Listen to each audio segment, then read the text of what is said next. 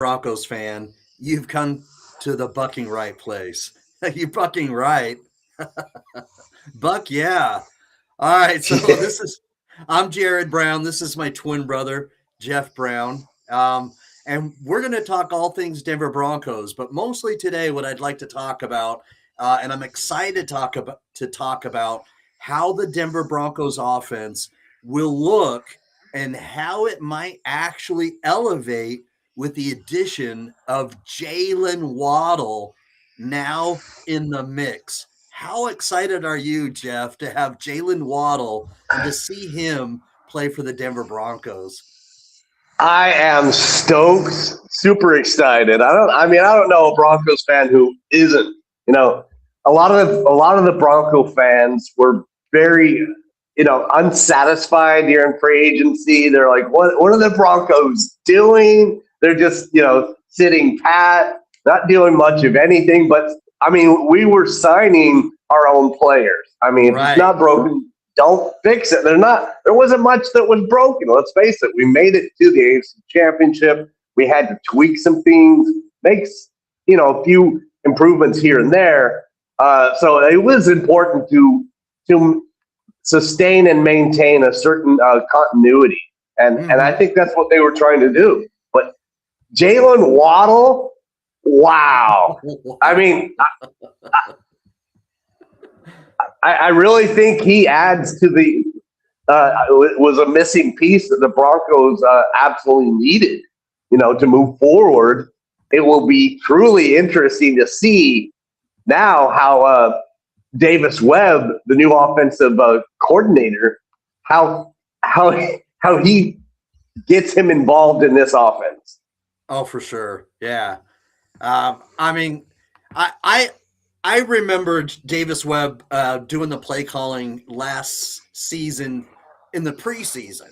Now, I get it. Let's pump the brakes. It's only preseason. But nonetheless, okay, I did see him do the play calling then. And I did see, okay, and I don't want to get too excited, but I did see him actually get Evan Ingram involved. And so, my gosh. Right.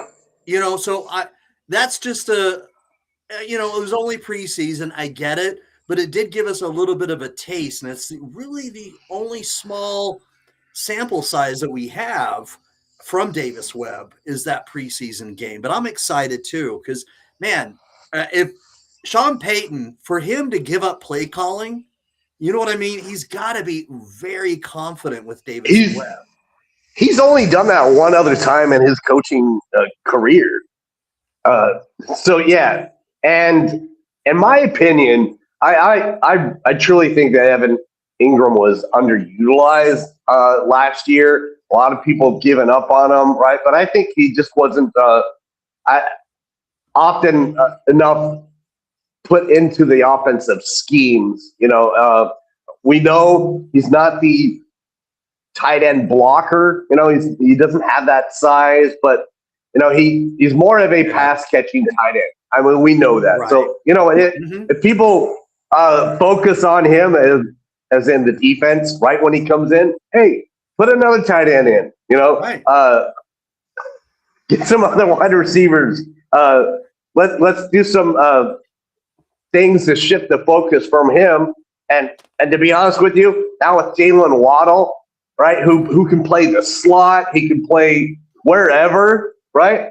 Oh, this is truly going to be exciting, especially to see how Marvin Mims' speed mixes up with Jaylen Waddle's speed. Right, yeah. Oh, my gosh. It's going to be exciting because Troy Franklin is also very fast. So oh, my gosh. You've got Jaylen Waddle, Troy Franklin, Marvin Mims. It's almost like, all right, defense, pick your poison. How are you going to attack us? And that's what that's how the dynamic is going to change with Jaylen Waddle. I'm super excited to see how this is going to unfold, so to speak, because what you're going to, okay, Cortland Sutton's going to be the one, or Jaylen Waddle may be the one, kind of 1 or 1A, who knows? But then you've got, okay, if they do play zone, all right, then you've got Jaylen Waddle who can run routes virtually better than anybody in the league right now. Right. He's been known as like a zone beater. Yes, right. And so he's going to beat the zone. And if you play a man, then all of a sudden that leaves J.K. Dobbins or whoever's in the backfield open if you're playing man.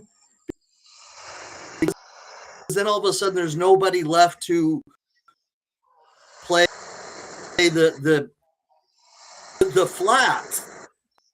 All of a sudden go up. It's good.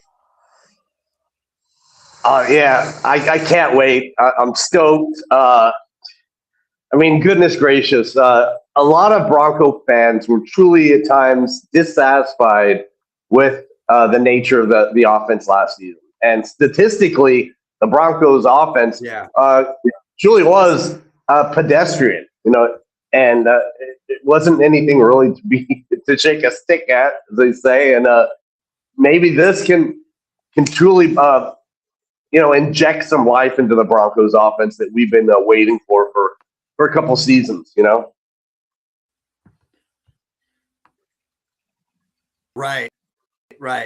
I think this is going to be probably the most exciting offense that we've seen since maybe Peyton Manning with the Denver Broncos. I may be getting a little bit too ahead of a little ahead of myself, but I'm just saying that's how excited I am, is because Davis Webb, Bo Nix going into his third season. I mean, that's truly exciting for me. Just that alone itself. Bo Nix being in his third season, already knowing the offense, knowing the players, and Bo Nix going into his third season is just going to be electric. Right. They often say that the third season for a quarterback is when that quarterback really settles in and gets comfortable. I mean, last season, Bo Nix looked really comfortable. Can you imagine how comfortable and confident he's going to be in this third season? Yeah, absolutely. And so you're gonna see a more comfortable, more poised Bo Nix, and then you're gonna have J.K. Dobbins in the mix with, at least when he's healthy, averages at least 5 yards per carry. And if you have him running very well, and you have maybe the tight end more involved in the passing game, and all of a sudden you've got Troy Franklin, Marvin Mims, Jaylen Waddle beating zone and then beating man, and Cortland Sutton going up for the contested catches. Right. And oh my God, Pat Bryant. Let's not forget about Pat Bryant. Let's not forget Pat Bryant. But yes, I mean, he was really just a hamstring injury away from having a career game against Buffalo in that divisional game. He was on fire in that game. And so I am also very excited to see the progression and to see him elevate his game in his second season. That's going to be something. Absolutely. Yeah, absolutely. Yeah. I mean, it's going to be very exciting, because when you saw Sean Payton really incorporate Mike Thomas back when he was the head coach of the New Orleans Saints, he was able to really change the offense when he had a guy like Michael Thomas. Now, did he have the speed that Jaylen Waddle does? No. No, but I mean, Sean Payton always had a speedy guy, though. I mean, you might recall like Henderson, Avery, right? He's always had a speedy guy, right? And then he's always had, a guy that can jump up and climb the ladder and grab the ball like a Cortland Sutton or a Pat Bryant. So now, I mean, not only do we have one speedy guy, Marvin Mims, but we have a Jaylen Waddle, which could be that speedy guy, but he's a master route runner. He can do it all. Right. Yeah. So this is going to be a fun season. It is. And just in April, not far away, really just hop, skip, and a jump away. It's going to be next week. We're going to have the 2026 NFL draft. And so that's going to be interesting, because even though the Broncos did give up a first-round pick for Jaylen Waddle, let's just be honest. Okay, that first-round pick was going to be number 30 anyway. Right, which can be considered the beginning of the second round. Right. So I was fully on board with them going all in on Jaylen Waddle with their first round pick because they know 100% what they're getting with Jaylen Waddle, right? Whereas if you're drafting a wide receiver that late in the first round, you have to wonder if that wide receiver is going to come into his own quickly within his rookie season to make an impact. And right. And very few times are you going to draft a wide receiver at number 30 that is the caliber of Jaylen Waddle immediately. Immediately, right. With what production you're going to get from Jaylen Waddle right now. Now I know that statistically he hasn't had a 1,000-yard season like the last 2 seasons, but let's look into the QB situation in Miami, right? I lay the blame on the quarterback, the instability at QB in Miami, rather than Jaylen Waddle not being to blame for the not getting his 1,000-yard receiving seasons last 2 seasons. I automatically tend to think that he's going to get his 1,000-yard seasons, no doubt. For sure. I do too. I do. And I know there's been from some, there's been some pushback and there's been some critics that have said, well, Jaylen Waddle's not a true number 1 wide receiver. But his rookie season, he exploded in 2021 at Miami, the Dolphins. And then they brought in Tyreek Hill to try to really help the offense explode. Tyreek Hill kind of became the number 1 wide receiver for the Dolphins, and that changed the number of targets that Jaylen Waddle got. Right. And then last season, when Tyreek Hill got injured, Jaylen Waddle just exploded again. Right. And in my opinion, showed that he can indeed be a true playmaker, all on his own. I think so too. I agree with you on that. And I mean, do we need him to be a wide receiver 1? Exactly, maybe not. But I think he could be wide receiver 1B. Because Cortland Sutton sometimes doesn't seem like our wide receiver 1 exactly, right? I mean, he always comes in, with the clutch catches when we need him to, this, that, right? But because of the fact that we look at him for those clutch catches, the contested catches, he's not always going to get those, 100-yard games and whatnot, Waddle, on the other hand, now that he's in the wide receiver core and this stable of wide receivers, it certainly is going to be hard to say, all right, the D-backs, who are they going to guard? Who are they going to lay their focus on? Is it going to be Cortland? Is it going to be Pat Bryant? Is it going to be Mims, Franklin? Like you said, pick your poison. Pick your poison.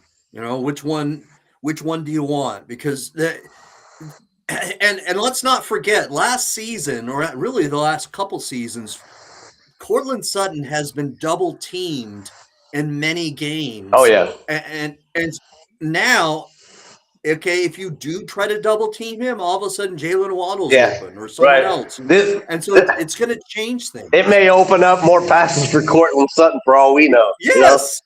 Right. Yeah. Exactly. And Troy Franklin, Marvin Mims, all of them, they're all going to get fed, so to speak, because of the insertion of Jaylen Waddle. You insert Jaylen Waddle, it's going to change the whole dynamic. Yeah. Because you can't just double team the Cortland Sutton like the last couple seasons.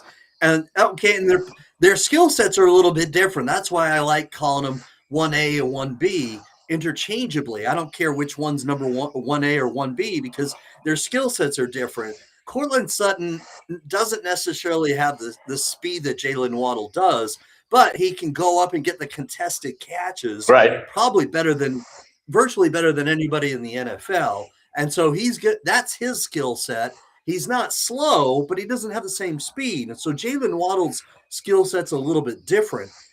He catches a lot of passes. So he doesn't drop a lot of balls, and he can beat man. He can beat zone. He's got speed. And so his yards after catch is going to be something we're all going to want to watch. Yeah. I mean, it's yak. Yeah. All right. The YAC, right? Yeah, he gets his yak. That's for sure. 100%. Right. Yeah. And so that's what I think is that's my answer to the pushback that he's not a true number one, is that he can be, but in the Denver Broncos offense, the Denver Broncos won't necessarily need him to be the guy who gets, 100 yards a game. Now that may happen frequently. Yeah. Okay. And then Cortland Sutton may get, say, for example, 75 yards or 50. Okay. And then Troy Franklin may have a game where he gets 100 yards. It's going to be like an ebb and a flow. Mm-hmm. But the biggest thing, and they'll probably vary depend upon the defenses that they're playing against, Right. Whether it's the Houston Texans, who have a really good secondary, or all of a sudden you play another defense, their secondary is really poor and very sus. Mm-hmm. One defense may be playing better against a Cortland Sutton than Jaylen Waddle. Yeah, so it'll vary. Yeah, it'll vary and be different from team to team. But J.K. Dobbins said something, and I love this, by the way. Okay, J.K. Dobbins said this about what now has changed the Broncos offense with the addition of Jaylen Waddle. The addition of Jaylen Waddle is that it's I think he said something like it's an embarrassment of the riches. Something like that, an embarrassment of some. I'm trying to remember the quote exactly. I'm going to find it. I'm going to find it right now. But while we're talking, I'm going to find it because it's so freaking awesome. It's a great quote, and I don't want to mess it up. All right. So he says, it's an embarrassment of, what was it? Anyway, I'm not going to spend too much time. We'll go ahead and look at that. The one thing that I'd also like to interject into this whole thing while you look for that, Jared, is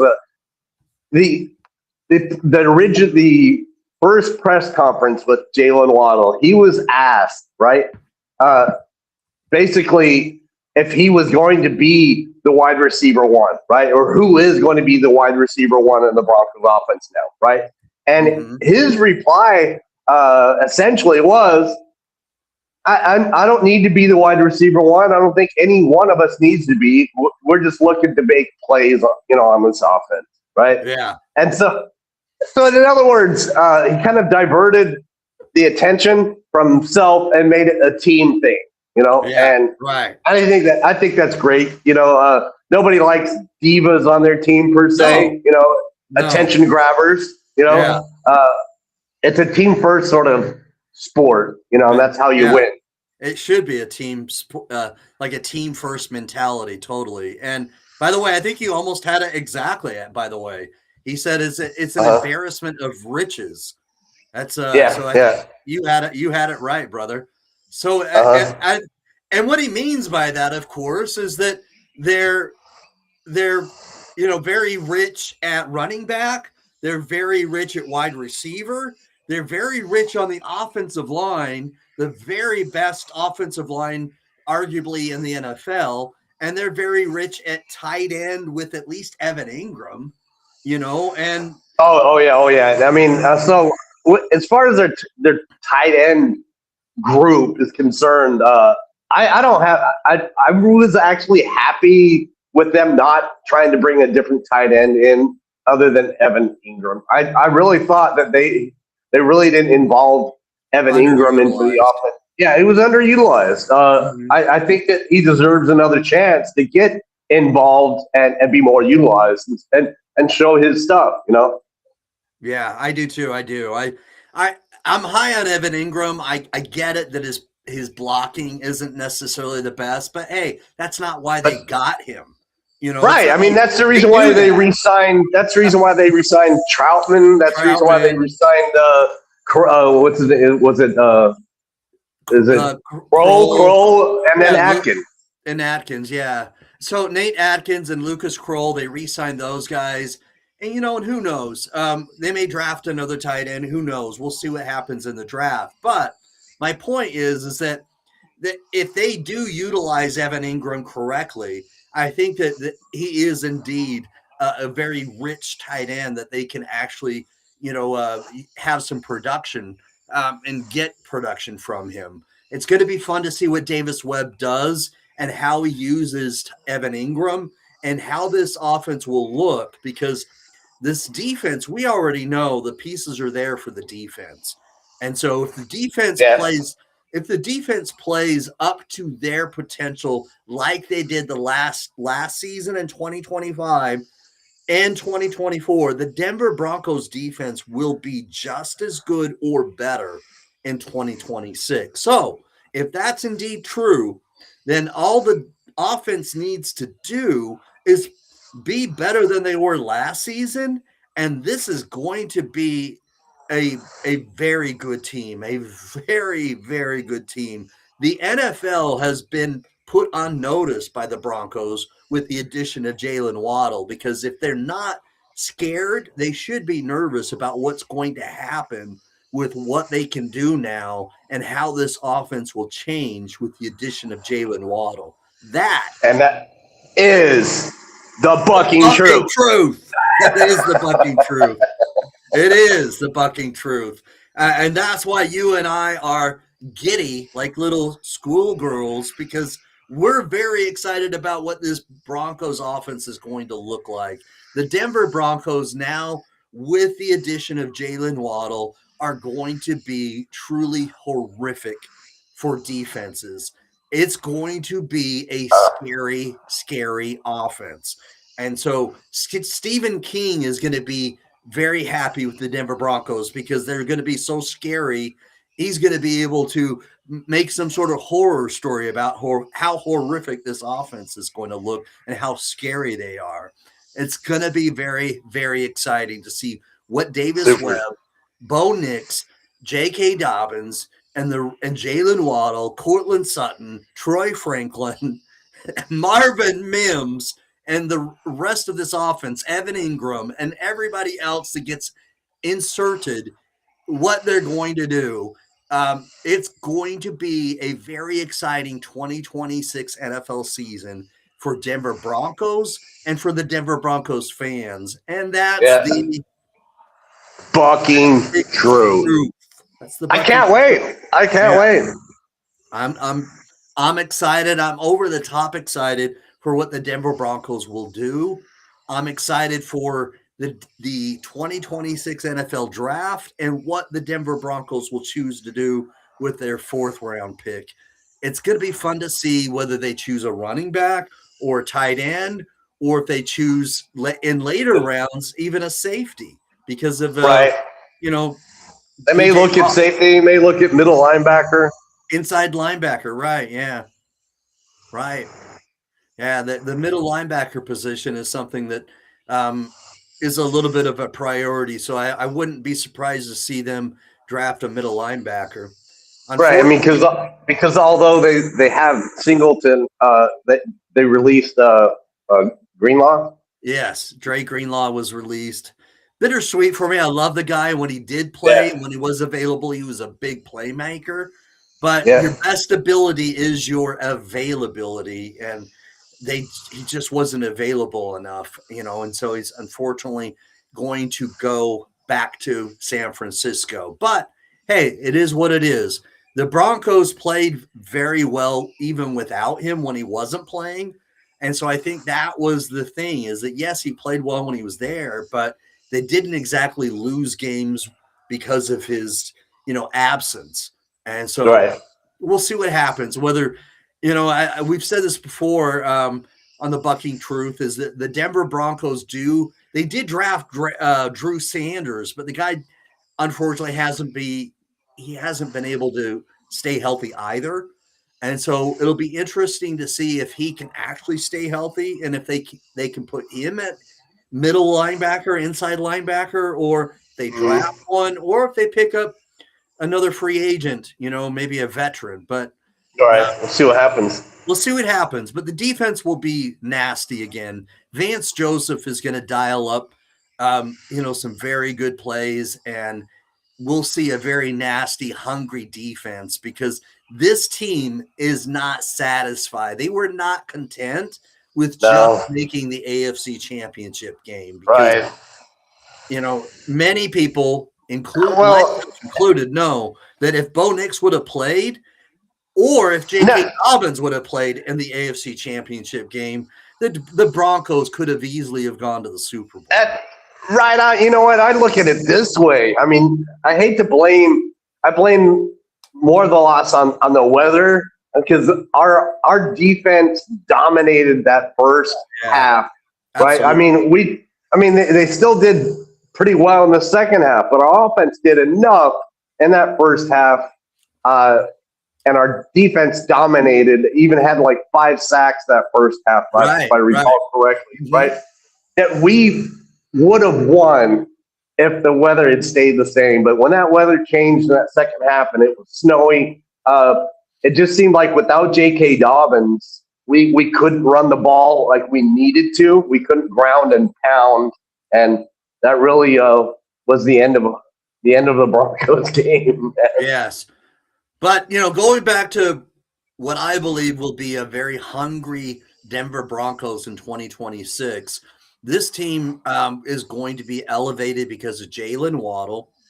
And if they either have another healthy running back that can hopefully either make sure, be an insurance policy for J.K. Dobbins, whether they draft a running back or they pick up a veteran, whatever. But if J.K. Dobbins just stays healthy, either or, okay, right, and continue to get production from the running back, and Bo Nix elevates his game because it's his 3rd season.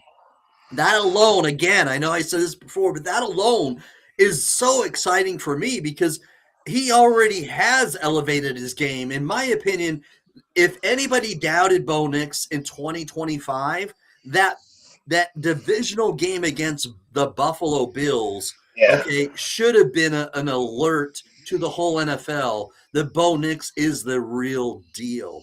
And he's legitimate, man. Get off the hater wagon. Stop hating on Bo Nix, because this guy is a true franchise quarterback. If he changes and elevates again, just watch. The Denver Broncos know what they have in him, and the rest of the NFL should be on high alert for a 3rd season from Bo Nix. There were some games at the beginning of last season where he was a little apprehensive and a little inconsistent, and I think that's what this 3rd season will sort of erase, is some of that, right? For sure. I think we will see in this 3rd season a lot more consistent play out of Bo Nix, and and his confidence level will be a little higher than even last season, if you can believe that. Yeah, upper echelon. So, man, Jaylen Waddle is going to – I mean, we've already talked about, and it's true, that he'll make the production of the other wide receivers better, maybe even tight end Evan Ingram. But he's also going to make Bo Nix's production become better. That's something is going to be extra special. Let's put some special sauce on that.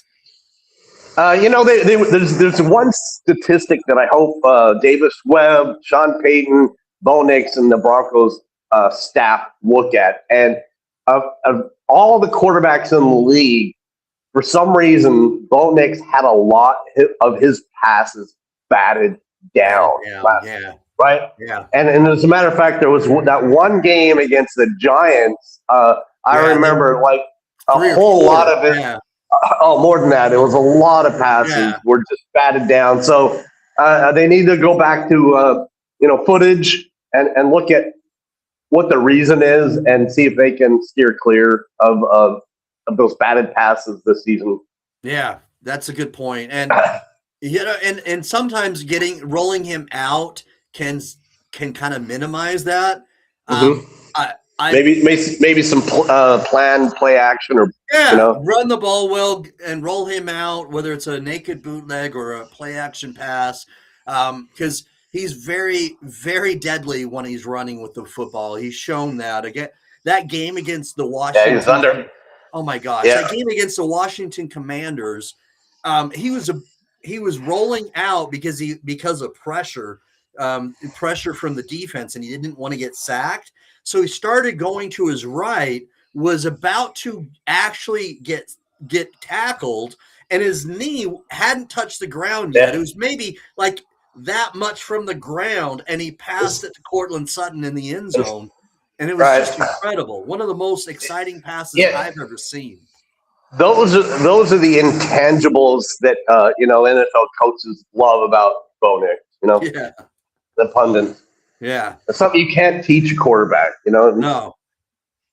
Yeah, and if that would have been Patrick Mahomes that had done that pass, it would have been talked about and superlatives would have been given out. But again, because it was Bo Nix, it was like, yeah, that was good, and so anybody, again, I would dare you to continue to think that Bo Nix isn't the real deal, because that's exactly what the Denver Broncos want to be, is the underdog. Okay, they don't mind becoming or staying in that little box as the underdog. There will be plenty of NFL pundits out there giving us a season like they predicted last season, because we won a lot of games by 3 points or less last season. One score games they call, right? And so, in other words, they're going to call a lot of those wins very lucky, right? We were fortunate to have won those games. It wasn't, anything due to what the Broncos deserved or. Yeah, I mean, and it's a fair argument. It's not a bad argument, but I would argue that luck comes from a lot of preparation, because yes, there is some luck, and it just happens, but a lot of luck will come because of preparation. What I mean by that is that you prepare for something so 100%. Well. And if you look at the games that we lost the previous season, we lost a lot of those one-score games, right? And so the difference is, so they put a lot more practice in, and yes, that preparation, right. It paid off. Yeah, it paid off last season. So we won more of those one-score games instead of losing them. I mean, some of those games the season before were so disheartening. One in particular always comes to mind, and that was that game against the Chiefs where it was a blocked field goal. Our offensive line was laid down flat, right? Yeah. It was a blocked field goal in the last seconds. So there were so many games in the last seconds that were just so disheartening, And so the difference was last season, consistently, we won those one-score games, where the season before we lost them. The Denver Broncos didn't, right? And they're very well coached, the Denver Broncos. Vance Joseph, just a phenomenal defensive coordinator, and they have Singleton back, a warrior, and so he'll play that captain role probably again, in my opinion. I mean, I know that some Bronco fans weren't quite as excited as I was when they re-signed him. I get it. All right. Especially last season when he came back from his injury, he had torn his ACL. But must I remind you all that the game in 2024 that he tore his ACL, he played the entire rest of the game on that torn ACL, which is incredible. Okay. Right. And then last season, he got diagnosed with testicular cancer and came back like 2 games later, I think. Yeah, 2 games later. And then he played the full game against the Las Vegas Raiders, knowing full well he had testicular cancer, and then had surgery the following Monday after that Thursday night game. He's just a warrior. All right. I know through and through. Yeah. I know that when he did come back from that torn ACL, the beginning of last season, he was a little rusty in regards to pass coverage. Okay. And it's not ever been his strongest suit. But as the season progressed last season, he got much better against pass coverage. And then Jahdae Barron became their tight end sort of, cover guy as well. And so they can also, continue to use Jahdae Barron in pass coverage against tight ends. Jahdae Barron shut down Ferguson from the tight ends in that game in 2025 that the Denver Broncos played the Dallas Cowboys. And so anyway, man, I'm super excited. Again, the biggest point I want to make as we end this show, the Bucking Truth, is that Jaylen Waddle is going to change this offense. Bo Nix will become a better passer because of Jaylen Waddle. Jaylen Waddle will be – his production is going to get up. It's going to elevate. Troy Franklin is going to have a much better season.